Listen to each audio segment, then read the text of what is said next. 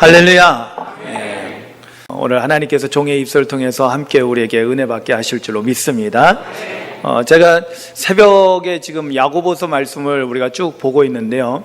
야고보서 말씀을 쭉 보면서 요즘 참 안타깝게도 새벽 예배 시간에 예전보다 좀 많이 좀 줄었어요. 그래서 참 많이 아쉬운 가운데 있는데 말씀을 쭉 증거하면서 참 이 말씀은 좀 같이 좀 나눴으면 좋겠다라고 하는 그 마음이 있었는데 참 감사하게도 저에게 기회가 주어진 거예요.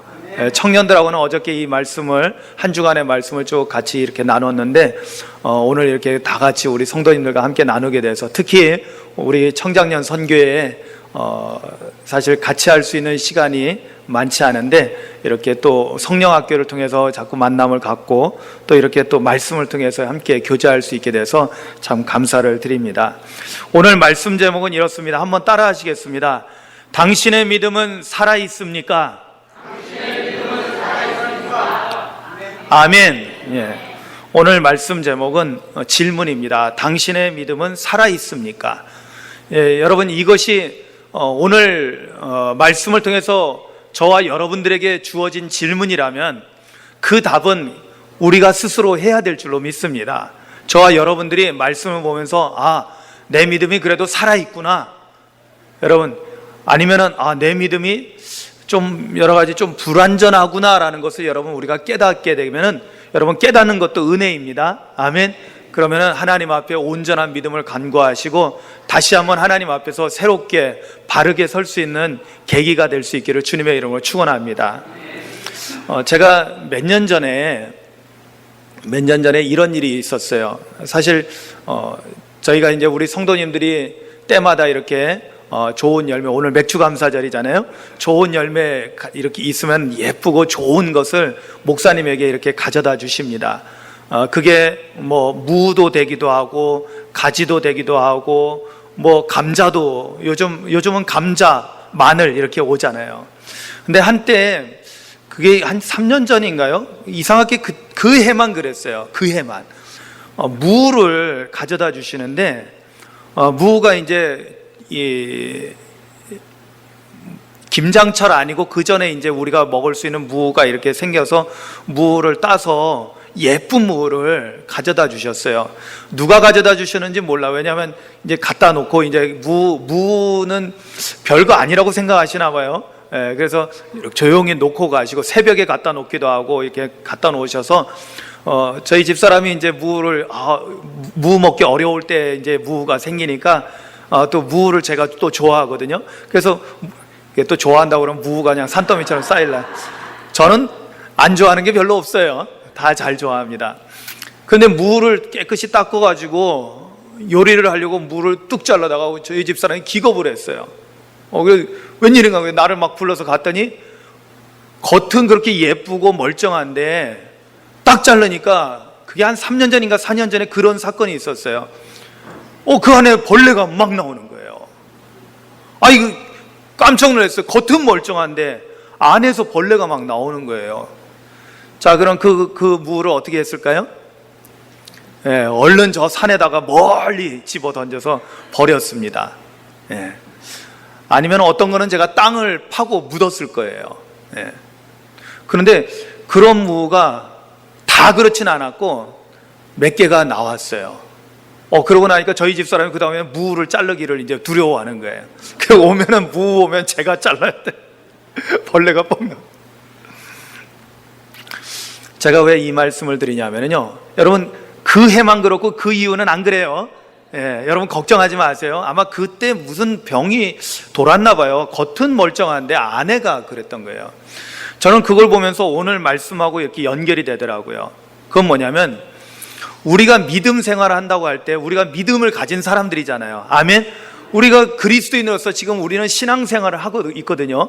신앙생활이 믿음의 삶을 사는 것입니다. 저는 목사로서 또한 우리 장로님들, 권사님들, 집사님들, 우리 청년들, 청장년 선교회 모두가 믿음의 삶을 살아갑니다. 우리 교회학교 어린이들도 믿음의 어린이들입니다. 아멘. 다 우리는 믿음의 사람입니다. 그런데 문제는 겉으로 봤을 땐 다 똑같이 멀쩡하고 아름답고 좋아 보이는데 문제는 딱 잘라서 속을 들여다보니까 다르더라는 거예요. 다르더라는 거. 오늘 오전에도 말씀드렸듯이 하나님은 우리 중심을 보신다는 게 그래서 두렵고 떨리는 거예요. 겉으로 볼 때는, 사람들이 볼 때는 다 잘하고 있는 것처럼 보여요. 다 괜찮은 것처럼 보여요. 다 이쁘고 잘난 것처럼 보여요. 그런데 그 속을 들여다봤을 때 썩어서 문드러지고 악취가 나고 벌레가 막 드글대고 그러는 경우도 있다라는 것입니다. 오늘 성경에서도 야고보서에서도 무엇을 말씀하고 있냐면, 우리가 믿음이 있다라고 하지만 그 믿음이 두 가지로 확 나누어진다라는 것을 오늘 성경을 통해서 우리에게 가르쳐 주고 있어요. 그 믿음이 어떤 믿음과 어떤 믿음으로 나누어지냐면, 살아있는 믿음, 죽은 믿음, 이 둘로 딱 나누어진다라는 거예요. 여러분, 겉으로 볼 때는 다 살아있는 것처럼 보인다니까요. 다 괜찮은 것처럼 보인다니까요. 그런데 진짜로 그 안에 생명이 있는 믿음이 있고, 그 안을 들여다보니까 죽은 시체가 썩는, 그러한 썩어버린, 재기능을 못하는 죽은 믿음도 있더라는 거예요. 오늘 말씀 가운데 사실은 굉장히 제가 읽으면서도 참 충격을 받았던, 사실은 예전에도 제가 보았던 말씀이기도 하지만 이번에 새벽에 말씀을 묵상하면서 저에게 참 가슴 아프게 다가왔던 게 뭐냐면요, 여러분 19절 말씀을 함께 보실래요? 19절 말씀 같이 한번 읽어볼까요? 시작. 내가 하나님은 한 분이신 줄을 믿느냐? 잘하는도다. 귀신들도 믿고 떠느니라. 아멘. 아멘. 여러분, 이 말씀이 뭐예요? 여러분들 하나님이 한 분이신 거 여러분 믿죠? 하나님이 천지를 창조하신 거 믿죠? 예수님이 하나님의 아들이시라는 거 믿죠? 아멘. 여러분, 우리가 그 믿음은 다 있어요. 그런데요, 오늘 성경은 뭐라고 말씀하는 줄 알아요? 그 정도 믿음은 귀신도 갖고 있다는 거예요. 마귀들도 갖고 있다는 거예요. 여러분, 이 믿음 자랑하지 말라는 거예요. 여러분, 복음서에 보면은 예수님께서 활동하실 때 예수님이 딱 나타나면은요, 사람들보다도 더 먼저 예수님의 정체를 알아본 존재들이 있어요. 귀신 들린 사람이, 그 안에 귀신이 예수님의 정체를 먼저 알았어요. 마귀가 먼저 예수님을 알았다니까요. 당신이 하나님의 아들이라는 것을 알았어요. 아직 당신의 때가 안 됐는데 왜 왔냐고 그럽니다. 그래서 오히려 부탁해요. 나로 하여금 저 돼지에게로 들어가게 해달라고. 여러분 아시죠? 우리가 다 기억하시잖아요. 그렇다면 귀신도 예수님이 하나님의 아들이시라는 것을 추워도 의심하지 않고 믿는다는 거예요. 그 정도 믿음은 진짜 믿음이 아니라는 거예요. 그 믿음은 겉으로 볼 때는 믿음처럼 보이지만은 죽어있는 믿음이라는 거예요. 산 믿음이 아니는 거예요. 그 안에 썩고 악취가, 시체가 썩듯이 썩고 악취가 나는 믿음이에요. 하나님께서 기뻐하시는 믿음이 아닌 거예요. 그런데 오늘날 제가 이 말씀을 묵상하면서요, 두렵고 떨렸어요. 왜냐? 오늘 많은 교인들이, 제가 지금 교인이라고 표현했어요. 주님의 참된 제자가 아니고 교인인 게 문제인 거예요. 여러분, 교회만 다니면 일단 교인입니다. 그런데 교회 안에는 거듭난 그리스도인도 있고요, 아직은 거듭나지 못한 전 단계에 있는 그런 교인들도 있습니다. 주님의 제자가 돼서 십자가를 지고 주님을 따라가는 사람도 있는 반면에 여전히 그저 왔다 갔다 하면서 그냥 문화생활을 하는, 교회에 오면은, 주일날 교회에 오면은 참 사람이 괜찮은 것처럼 보여요. 오면은 찬양대도 얼마나 잘하는지요. 요즘은 큰 교회들은요, 웬만한 교회들은 다 오케스트라가 있어요. 여러분, 요즘 음악회 같은데 한번 좀 괜찮은 데 가서 들으려면요, 최하 10만 원짜리 티켓을 끊어야 됩니다.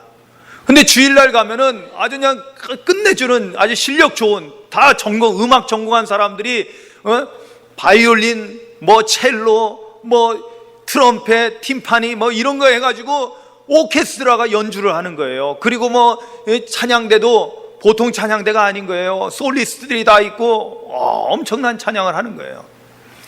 우리도 왜 예전에 부평교회에서, 부평감리교회에서 합창제 할 때 우리 찬양대가 몇 번 참석해 봤잖아요. 가서 참관을 해봤는데 거기 보면 뭐 영락교회라든지 세문안교회라든지 할렐루야 교회라든지 유명한 교회들 와서 이렇게 찬양하는 거 보면은요, 그 찬양대가 우리 교회에 예배드리는 인원보다 더 많아요. 한 찬양대가. 그 몇몇 찬양대가 합치니까 1000명이에요. 1000명.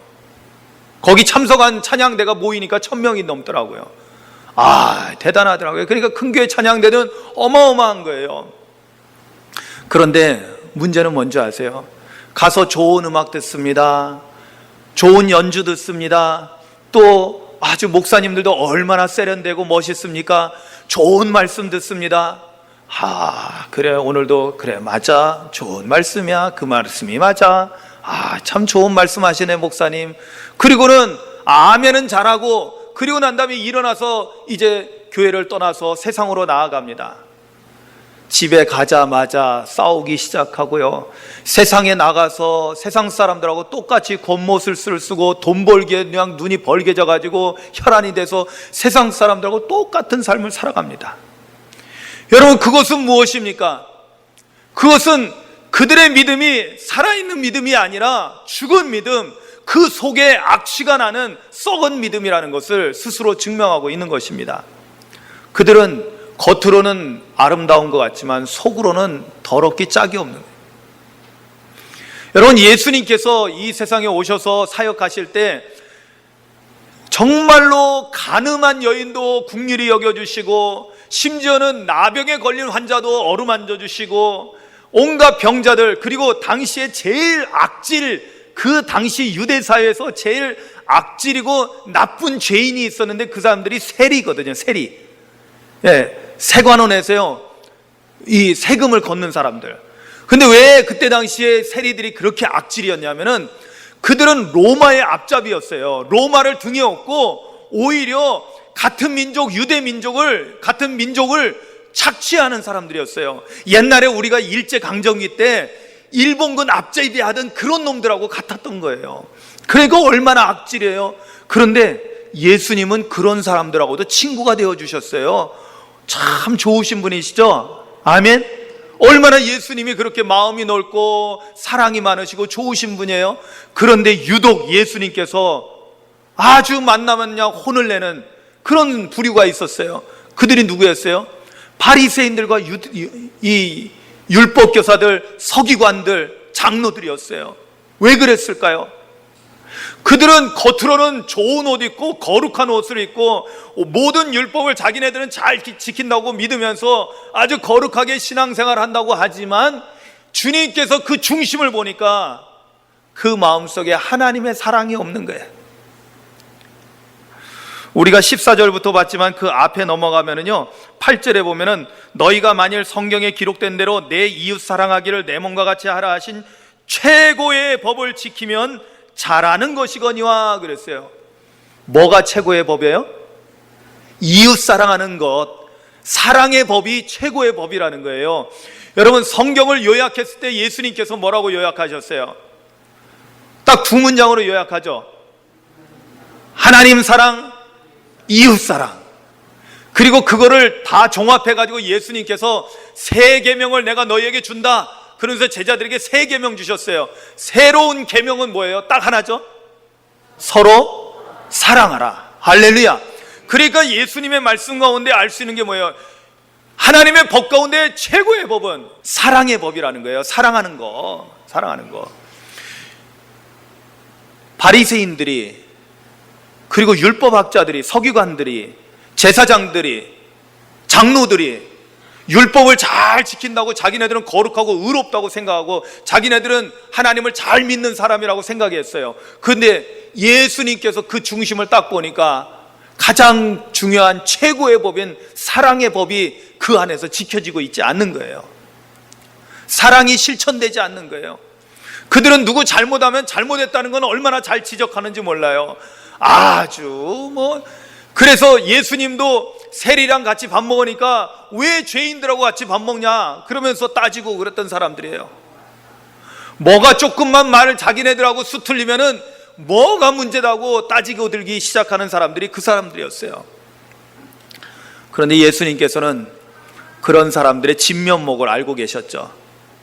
이것들 다 가짜라는 거예요. 그들 마음속에는 어떻다고 했어요? 예수님이 비유하신 말씀 가운데 회칠한 무덤 같다는 거예요. 그 얘기는 뭐예요? 겉모습은 무덤 입구를 하얗게 회를 칠해서 예쁘고 깨끗하게 해놨다는 거예요. 그런데 그 안에서는 어떤 일이 일어나요? 시체가 썩고 있다는 거예요. 근데 이게 무덤 이야기가 아니라 사람 이야기예요. 사람. 저와 여러분들 같은 사람이 회칠한 무덤 같다는 거예요. 겉으로 볼 때는 깨끗하고 예뻐 보이고 좋아 보입니다. 그런데 그 안에는 시체가 썩고 있다는 거예요. 왜 그랬을까요? 그것은 다름 아니라 그들이 사랑의 법, 가장 중요한 법을 실천하지 않고 있었기 때문에. 오늘 말씀에는 야고보서의 가장 핵심인 그런 말씀들이 나옵니다. 그것은 뭐냐면 행함이 없는 믿음은 어떤 믿음이다? 죽은 믿음이다. 그러면 살아있는 믿음은 어떤 믿음이에요? 행함이 있는 믿음. 행함이 없는 믿음은 아무리 믿는다 해도 그건 그 정도는 마귀도 그 정도 믿음 갖는다는 거예요. 그러니까 그거는 믿음이라고 할 수 없다는 거예요. 죽은 믿음은 쓸모없는 거예요. 그런데 문제는 뭐냐? 오늘날 교회에 많은 사람들이 그 믿음 가지고 믿음 생활을 한다고 하고 있다라는 게 문제라는 거예요. 그리고 지난번에 말씀대로 우리 오늘날 교회가 나병에 걸려 있는 것 같다 그러는데, 나병이라는 것은 뭐예요? 자기 병의 문제를 인식하지 못하는 거예요. 내 믿음이 마귀 정도밖에, 그 정도밖에 안 되는 믿음인데 마치 나는 믿음 생활 잘하는 걸로 착각하고 있다는 거예요. 나는 괜찮은 놈으로 생각하고 있다는 거예요. 여러분, 직분이 목사라고 해서 괜찮을까요? 장로라고 해서 괜찮을까요? 권사라고 해서 괜찮을까요? 집사면 괜찮을까요? 아니요, 그렇지 않습니다. 여러분, 바리새인들, 장로들, 서기관들, 제사장들, 예수님 때요, 예수님께서 오실 때 그들은 다 가짜들이었던 거예요. 오늘 말씀 가운데 아브라함과 기생 라합을 예로 들고 있습니다. 사실 우리가 사랑을 실천한다는 것도 그것이 뭐냐면 하나님의 명령이에요. 계명입니다. 계명. 아멘. 그죠? 서로 사랑하라. 이웃을 내 몸과 같이 사랑하라. 아멘. 하나님을 사랑하는 것은 바로 이웃을 사랑하는 것과 동일한 것입니다.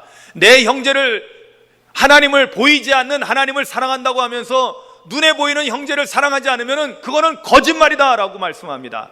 그러니까 보이지 않는 하나님을 사랑하기 위해서 어떻게 해야 돼요? 하나님의 형상을 가진 내 형제 자매들을 사랑해야 되는 거예요. 아멘이죠. 이게 하나님의 계명입니다. 그 계명을 지켜 행하지 않으면 우리의 믿음은 다 가짜가 되어버리는 거예요. 죽은 믿음이 되는 거예요. 여러분, 살아있는 믿음을 보여주는 것이 뭐냐면 오늘 말씀 가운데 아브라함의 예가 나오고 그 다음에 기생 라합의 예가 나옵니다. 아브라함에 대한 예를 들면서 사실 아브라함은 믿음에 관한 한 모두가 인정하는 거죠. 왜냐하면 아브라함은 우리 믿음의 조상이시거든요. 할렐루야. 그죠? 아브라함이 어떤 분이었어요? 아브라함은 정말로 하나님의 부르심을 입고 그 다음서부터 하나님의 인도하심을 따라 살고 100세의 아들을 낳았는데 그 100세에 낳은 아들을 하나님께서 바쳐라 그러니까 묻지도 않고 따지지도 않고 그냥 순종하셔서 모리아산에 데려가서 이삭을 묶어서 찔러 죽이고 번제로 바치려고 했던 사람이 아브라함입니다. 하나님께서 깜짝 놀라셔서 막으셔가지고 이삭은 죽지 않았지만은, 그러나 아브라함은 이미 실천을 한 거예요. 하나님 명령에 절대 순종하고 그 말씀대로 순종했던 거예요. 여러분, 이것을 하나님께서 아브라함의 믿음으로 인정해 주신 거예요. 아니, 인정하는 걸 넘어서서 감동을 하신 거죠. 할렐루야. 저는 우리 믿음이, 특히 우리 청장년부, 이제 우리 오상교회의 정말로 희망이고 이제 벌써 이제 우리의 가장 중요한 허리 역할을 지금 잘 감당하고 있는데, 우리 청장년 선교회 우리 회원들 모두의 믿음이 살아있는 믿음, 그것보다도 더 나아가서 하나님을 감동시킬 수 있는 믿음을 가질 수 있기를 주님의 이름으로 축원합니다. 아멘.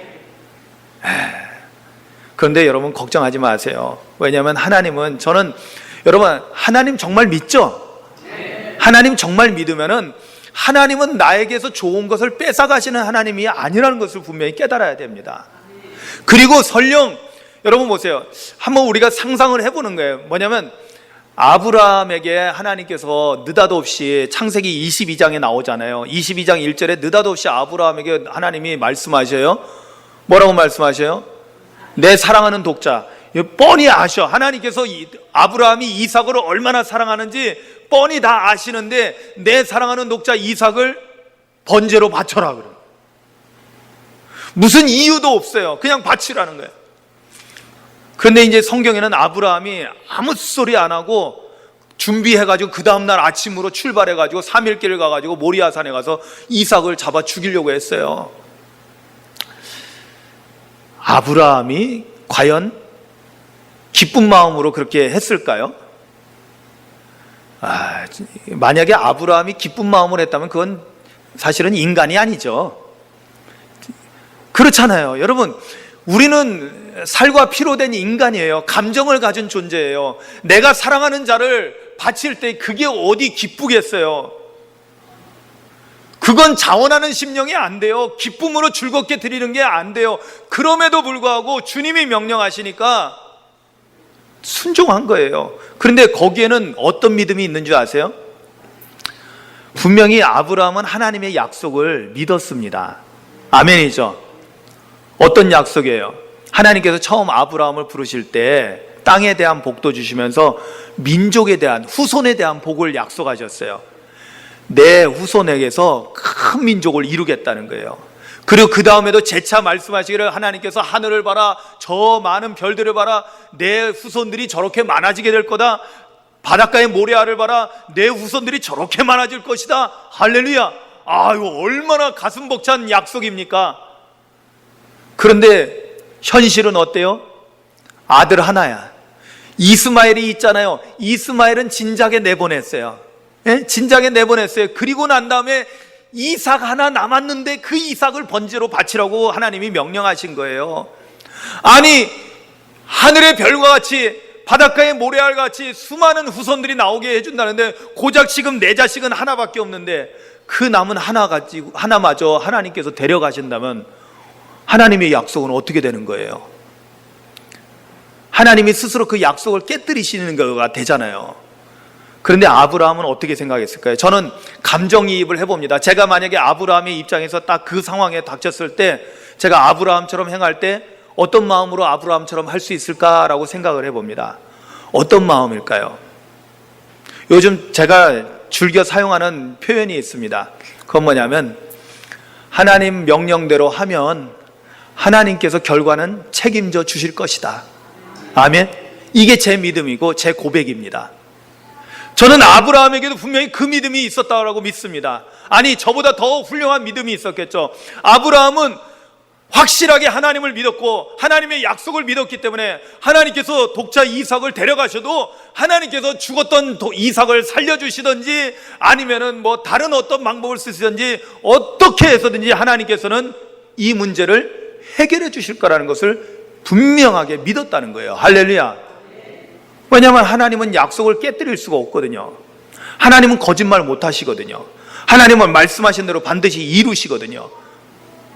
그러니까 아브라함에게는 그 믿음이 있었던 거예요. 그러니까 그 믿음이 그로 하여금 이삭을 죽이는 것까지도 실천을 했던 거예요. 여러분, 오늘날 만약에 이런 시험을 하나님께서 우리에게 우리의 신앙을 점검하시기 위해서 우리에게 이렇게 하신다면은 아마 하나님 앞에 삿대질하고 따질 분들 많을 거려. 그죠? 하나님 그럴 수가 있어요? 하나님 나한테 이렇게 말씀하시고 나서 어쩌면 그럴 수 있습니까? 나한테 아들 이거 하나밖에 없는데 하나님 바치라고 하면 이거 어디로 하는 거예요? 그건 뭐가 문제일까요? 하나님이 잘못하신 걸까요?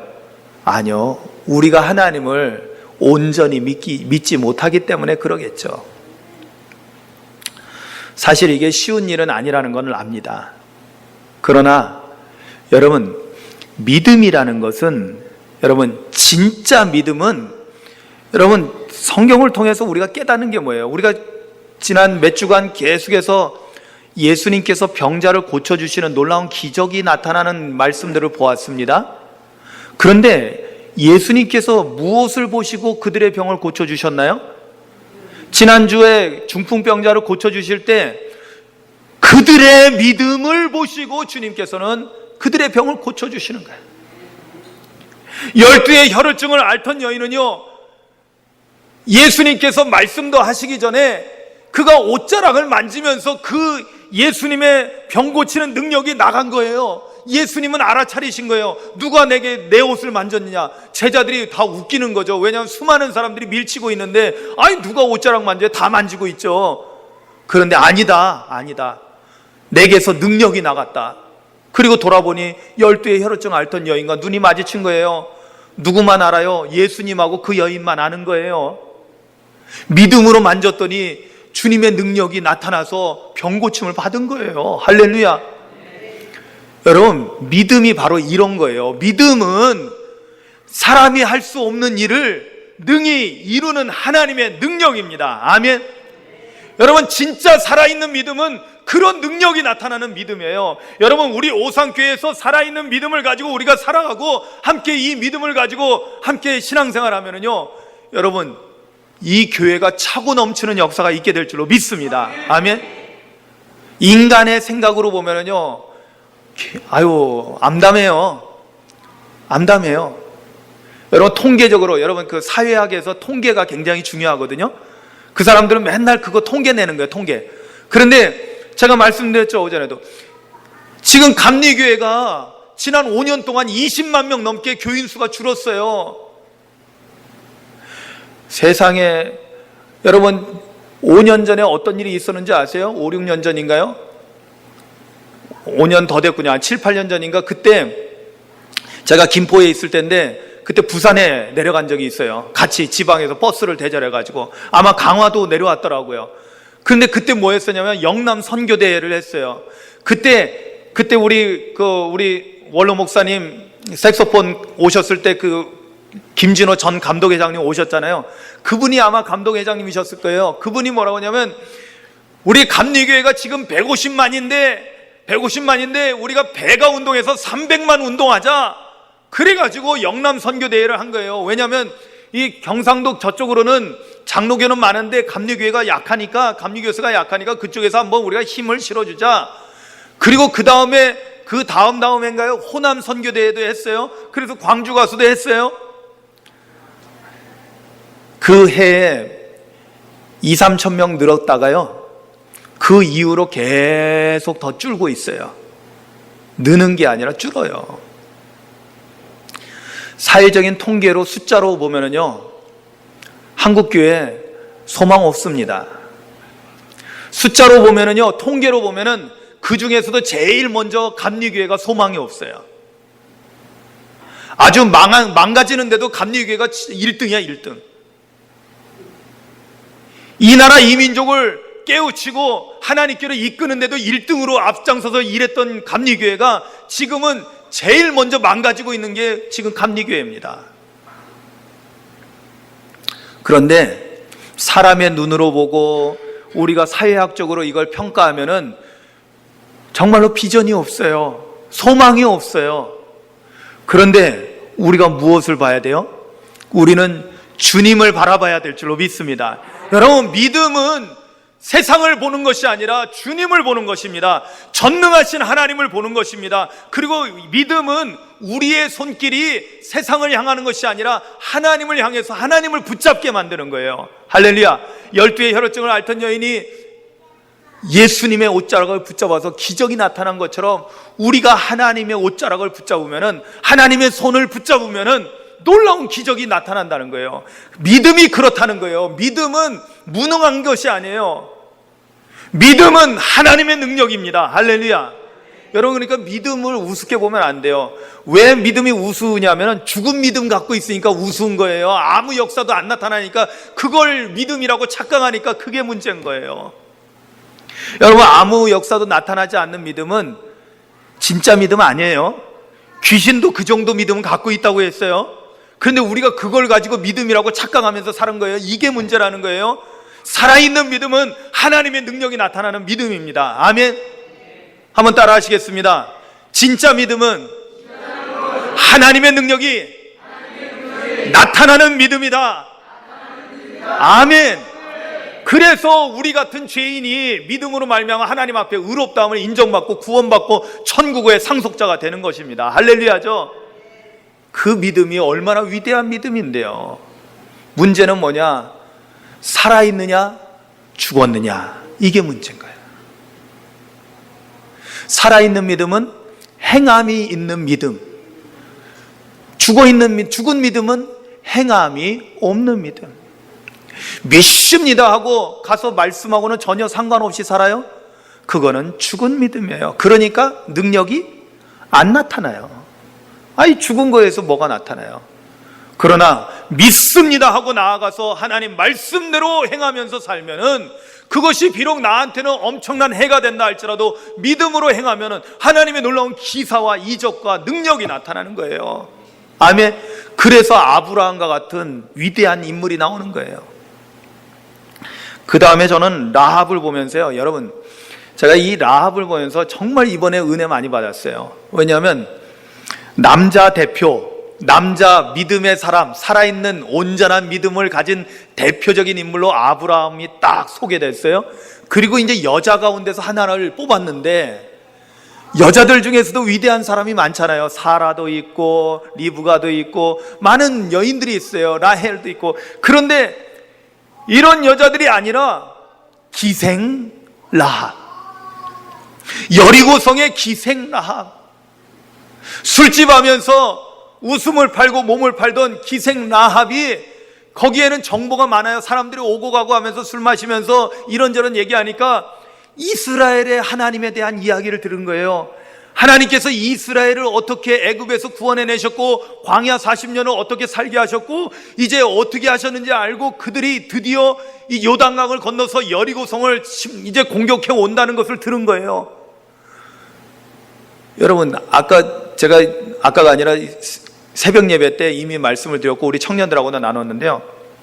여러분, 아브라함은 어렸을 때서부터 신앙생활하고 아주 신앙생활 열심히 잘해가지고 청년부 때도 열심히 하고 청장년부 때도 열심히 하고 집사 때, 권사 때 그래가지고 그냥 장로님이 돼가지고 아주 그냥 신앙의 연단이 그냥 연륜이 쌓여가지고 정말 믿음생활 잘하는 분이 아브라함이라면은, 기생 라합은요 어떤 상태냐면은 이제 예수님에 대한 복음을 듣고 나서 교회에 좀 나갈까라는 마음을, 아직 교회도 안 나간 완전히 생초짜 신자라는 거예요.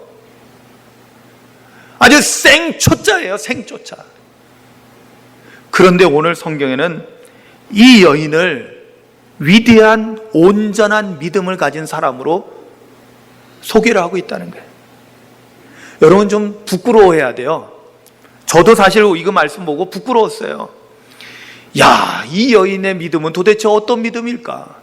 왜냐하면 이 여인은 소문으로만 듣고 자기의 목숨을 걸고 정탐꾼들을 숨겨주고 또 이 여리고성의 군사들이 와서 막 찾을 때 숨겨줬다가 아주 기지를 발휘해가지고 그들이 무사히 도망갈 수 있도록 아주 작전을 짰어요. 여러분, 그러다가 발각되면은 완전히 그냥 죽임을 당하는 건데 그 여인은 목숨을 걸고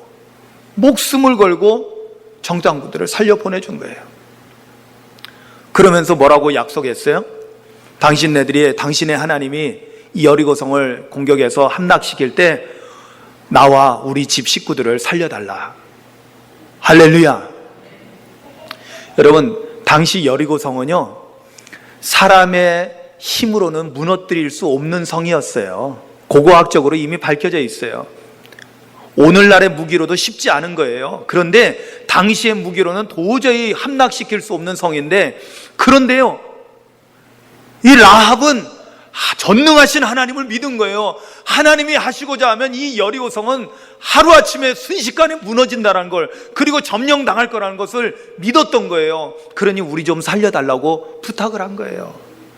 그러면 빨간 깃발을 창문에다 달아놔라. 그러면 그 집은 안전하게 보호해 주겠다. 할렐루야.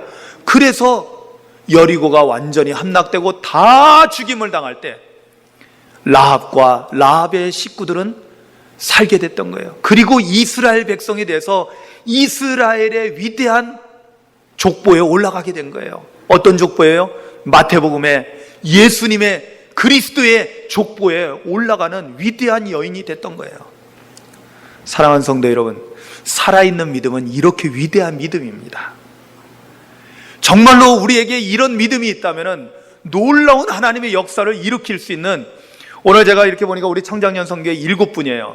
7분이 딱 서서 찬양하는데, 뒤에서 제가 뒷모습 보면서 너무나 가슴이 벅차고 감동스럽고, 제가 사실은 칭찬을 많이 해야 되겠다는 마음이 막 생겼어요. 그런데 칭찬은 조금 미뤘어요. 왜냐? 더 중요한 거는 이 7분이, 지금은 7분이지만은 이 7명의 우리 청장년 선교회 회원 한 사람 한 사람이 아브라함과 같이, 그리고 기생 라합과 같이 이러한 살아있는 믿음을 가지고 신앙생활을 한다면 하나님의 놀라운 역사가 우리 청장년 선교회를 통해서 이 오상교회도 나타나게 될 거라는 확신인 거예요. 할렐루야. 이것을 보았을 때 정말로 저는 아주 그냥 두 손바닥, 두 발바닥까지 해서 여러분들에게 박수를 치고 칭송을 하겠습니다. 할렐루야. 그러려면 어떻게 해야 돼요? 먼저 우리의 신앙을 점검하셔야 돼요. 내 믿음이 정말 살아있는 믿음인가? 하나님 말씀에 우리가 의심하지 않고 그 말씀에 순종하며 그 말씀대로 실천하면서 살아가는가? 말씀대로 행하는가? 스스로 이거는 여러분들이 답을 주셔야 돼요. 하나님 앞에서 내 믿음이 살아있는 믿음인가? 만약에 좀 부족하다고 생각된다면 주님의 도우심을 구하십시오. 왜냐하면 이 능력 있는 믿음은요, 내가 가지려고 해서 갖는 것이 아니라, 내게서 만들어지는 것이 아니라 하나님께서 우리에게 은혜로 주시는 겁니다. 할렐루야. 예? 성령님이 우리 가운데 임하실 때 이러한 담대한 믿음이 생기고 조금도 의심치 않는 확실한 믿음을 갖게 되고요, 그 믿음은 살아있는 믿음, 그 믿음은 그래서 하나님의 능력이 우리의 삶 가운데 그대로 나타나게 하는 믿음이 된다는 것입니다. 그러면 숫자가 중요한 게 아니죠. 그죠? 숫자가 중요한 게 아니에요. 감리교회가 숫자가 줄고 있어서 걱정할 거 없어요. 여러분, 그냥 숫자만 많아지는 게 좋은 게 아니에요. 사실은 교회 안에 그냥 숫자만 채우고 있는 사람들도 많습니다. 그러나 이 세상을 움직이고 하나님의 역사를, 하나님의 기적을 이루어가는 사람들은 살아있는 믿음을 가진 소수의 몇 사람에 의해서 이루어진다는 거예요. 오전에도 말씀드렸듯이 종교개혁 499주년이고 내년이면 500주년 됩니다. 여러분, 이 종교개혁은 마틴 루터라는 한 사람의, 그 사람의 살아있는 믿음을 통해서 완전히 교회가 뒤집어졌던 거예요. 할렐루야. 그리고 교회가 변혁된 거예요. 그래서 개신교회가 생겨난 거예요.